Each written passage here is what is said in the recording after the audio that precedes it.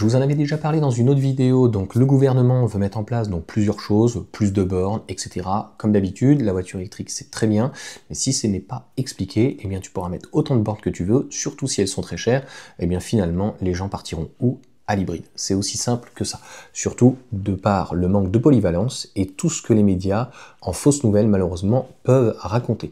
Donc nous, ça nous intéressera en tout cas pour les personnes qui ont déjà passé à la voiture électrique et on connaît donc bientôt des heures super creuses pour la recharge des véhicules électriques. Alors on est déjà à Tempo qui en heure creuse est à 13 centimes, mais pour ceux qui ne voudraient pas avoir la contrainte, notamment ceux qui sont dans le nord éventuellement qui sont tout électriques, des jours rouges, eh bien ils voudraient faire des super heures creuses, on serait aux alentours des 16 centimes, donc, mais également l'énergie donc solaire, et donc on reparle de ces fameux 11h, 17h, bah oui parce qu'en fait on va avoir du surplus, on ne sait pas forcément donc le stocker, puisque bah, c'est bien beau de mettre du solaire partout, mais le solaire la nuit ça ne marche pas.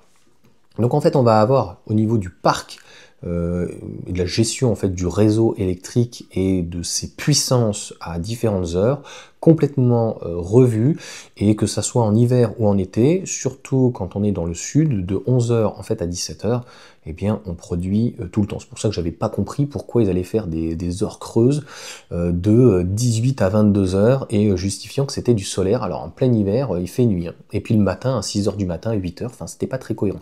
Donc là, 11h, 17h, c'est les meilleurs moments, et mis à part en hiver, plein hiver, en mois de décembre, où à 16h30 il peut faire nuit, eh bien 11h, 17h, ça peut être donc intéressant. Donc, oui, pour le moment, aucune date de mise en application, n'est communiqué la question du prix, donc reste centrale, sachant que l'heure creuse est aujourd'hui à 17 centimes, au tarif réglementaire, pardon. Donc ça doit être l'heure creuse, heure pleine, hein, je crois de mémoire, et on est à 19 ou 21 centimes l'heure pleine. Donc, oui, c'est la question que moi je m'étais posée avant donc de lire l'article, c'est peut-être donc une super heure creuse à 13 centimes, comme le prix qu'on a actuellement sur donc le Tempo. Donc ça pourrait être intéressant pour quelqu'un qui veut rester chez EDF et finalement d'avoir un tarif donc beaucoup plus préférentiel.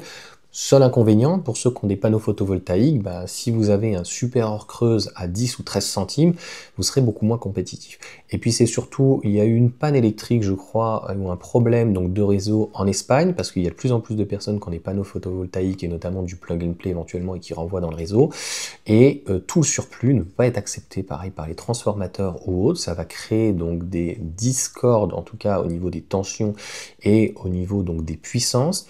Et concrètement, je pense que si l'État, si l'Europe n'a pas compris que le photovoltaïque c'était bien, notamment en Belgique, ça marche très très bien, il va falloir baisser le prix du kilowattheure, parce que plus vous avez votre kilowattheure qui est cher, et moins en fait vous avez envie de consommer sur le réseau. C'est évident. Donc si vous voulez en fait avoir un prix compétitif, il faut obligatoirement, un peu comme aux États-Unis, au Texas, je vous avais expliqué, en fait il faut exploser la capacité et avoir des surcapacités. C'est du temps du général de Gaulle, c'est comme ça qu'on fait, et on n'a rien réinventé. Et ce que fait donc Emmanuel Macron, c'est complètement l'inverse, c'est-à-dire que on est au strict minimum, et quand on a un pic, bah là en fait on achète partout, on est dans la merde. Alors qu'en fait, il faut avoir une surcapacité pour avoir un coût d'infrastructure et du kilowattheure qui soit extrêmement bas, et au final, ça permet d'arroser tout le monde. Mais bon, comme on est dans une société un petit peu oligarchique, ça fait pas très bien d'avoir un kilowattheure qui soit pas cher. Venez le taxer après, au pire des cas. Mais pourquoi en fait l'augmenter en supprimant en fait des centrales et en supprimant la capacité? Ce qui fait qu'encore une fois, quand on est sur des journées de tension, en hiver, ou sur certaines heures, ou pendant les vacances ou autres, eh bien en fait, on est en sous-capacité, et là en fait, c'est là où on le paye très très très très cher. Donc c'est là où en fait, on voit bien, à un moment donné, on avait le Tempo, et on disait à ces moments-là, à ces personnes-là, faites un effort. Et d'ailleurs, l'objectif, c'était d'arriver à 2 millions. Mais je pense qu'en fait, ils vont revoir entièrement la chose, parce que comme je viens de vous l'expliquer, plus en fait le kilowattheure va être cher, et plus vous allez investir dans le photovoltaïque, plus vous allez vouloir recharger en fait vos voitures au photovoltaïque, et moins ça va vous coûter cher. Et en fait, vos panneaux, vous allez les amortir très très vite, et surtout si vous avez la possibilité de laisser votre voiture en fait dehors ou quoi, ou ailleurs, ou au travail, mais en tout cas de le recharger d'une manière gratuitement, qui est perdant? Le réseau. D'autant plus que c'est vrai que ça n'a pas marché. Ça, c'est un autre débat, mais sur le fuel, le gaz, qui avait explosé, il y avait eu énormément de subventions donc pour passer à la pompe à chaleur sur l'électrique. Donc tout ça n'ayant pas marché, au final le kilowattheure, on l'a bien vu, hein, on nous avait fait tellement peur, je crois que c'était il y a 2 ans, en disant ça va tout péter, ça va être l'apocalypse et on va pas passer.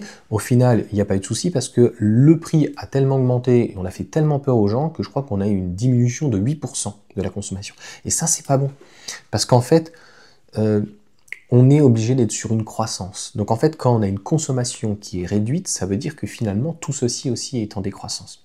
Et tout part de l'énergie. Donc tout part de l'eau, de l'électricité, du pétrole, du photovoltaïque, de tout ce que vous voulez. Et donc tout ce mélange fait que on voit comment une société donc, se comporte. Donc quand vous avez 8% de baisse de consommation, votre production finalement vous en faites quoi? Donc là je pense que EDF, au niveau d'RTE, au niveau du gouvernement, ils ont bien compris que c'était pas dans leur intérêt et qu'il va falloir très certainement rebaisser le prix. Après, peut-être qu'ils feront une taxe sur la voiture électrique ou pas, ça je n'en sais rien. Mais si ils veulent continuer non pas avoir une dominante d'EDF, mais continuer à vendre de l'électricité, eh bien, il va falloir qu'elle reste compétitive. Sinon, c'est pas compliqué aujourd'hui. J'ai regardé EcoFlow, l'ancien micro-onduleur, a priori on peut le toucher à 60-70 €, tu prends 2 panneaux à 150, à 200 €, tu as un petit kit de 800 watts, t'en prends 3, et honnêtement, en plus si tu n'as pas de voiture électrique, la moitié du temps, surtout en ce moment, c'est nickel. Surtout, j'insiste, demain on voit la montée en puissance des batteries stationnaires, et qui sont de moins en moins chères. Aujourd'hui, on arrive à sortir en France, même pas venant de Chine ou quoi, des 15 kWh qui sont aux alentours des 5 000 €. Donc, comme je viens de l'expliquer, plus le kilowattheure va être cher, 20 centimes, 30 centimes, 40 centimes, 47 centimes, je crois, de mémoire, comme en Belgique, plus vous allez pouvoir investir dans du photovoltaïque et après vous allez vouloir stocker. Donc, soit avec votre voiture, si votre voiture en plus électrique, à un moment donné, même elle est morte, vous pouvez faire éventuellement du stationnaire avec.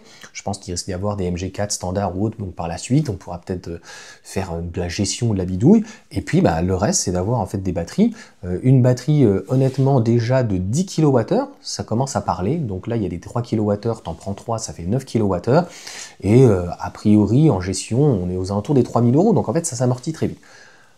Donc pour inverser en tout cas cette tendance, je pense qu'il va falloir donc qu'ils baissent les prix. Donc les super heures creuses, je pense que c'est une très bonne chose entre 11 h et 17 h, et ça va rentrer en compétition directe avec notamment le photovoltaïque, parce qu'on a moins d'éoliens. T'imagines si tout le monde commence à se taper des petites éoliennes individuelles, ça existe, mais je ne sais pas quel est le rendement. N'hésitez pas dans les commentaires, s'il y en a d'ailleurs qui en ont, et si ça fonctionne bien, comment ça marche. Là, honnêtement, je suis complètement novice, j'ai commencé un petit peu à regarder, donc affaire en tout cas à suivre.